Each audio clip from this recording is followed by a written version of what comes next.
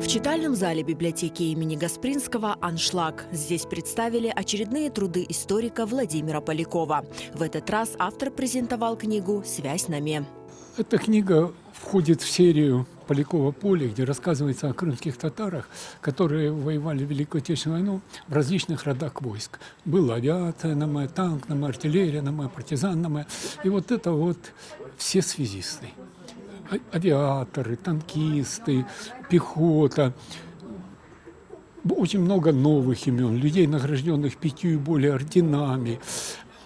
О каждом названо поименно, о каждом, откуда он родом, какими наградами, выписки из наградных листков, 39 фотографий удалось найти. В книге «Связь на ме» составлен поименный список всех воинов-связистов из числа крымских татар с информацией о них. К отдельным личностям прилагаются фотографии. Вся представленная информация основана на архивных материалах. Гости мероприятия высоко оценили труды профессора, краеведа и автора более 20 книг Владимира Полякова.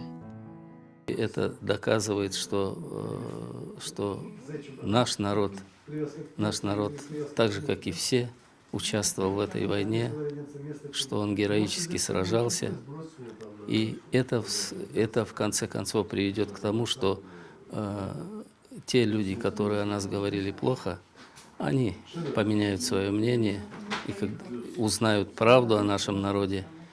И вот в этом сила вот этих книг, которые Владимир Евгеньевич пишет. Мы все, крымские татары, должны быть очень-очень благодарны Владимиру Евгеньевичу Полякову за то, что он один из всех вот русскоязычных нашел такую возможность, и наш народ, вот это вот оклеветанный наш народ, огульно обвиненный в предательстве, он нашел архивные правды о том, что наш народ не был никогда предателем. Его книги бесценны, его книги все бесценны. Тот труд, который он вложил и где осветил именно наших крымских татар, но я не знаю еще другого такого человека, который бы столько посвятил своего труда, энергии, чтобы осветить участие нашего народа в Великой Отечественной войне, чтобы это клеймо предательства в конце концов уже рассосалось полностью, окончательно.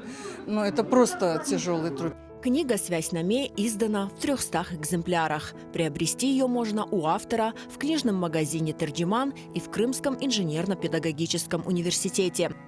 Владимир Поляков продолжает трудиться над новыми книгами, пропитанными любовью к Крыму.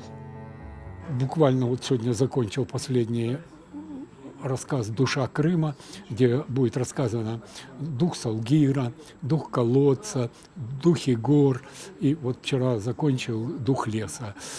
Это взгляд человека, влюбленного в Крым, но чуть-чуть на уровне фэнтези, потому что я там встречаюсь с духами.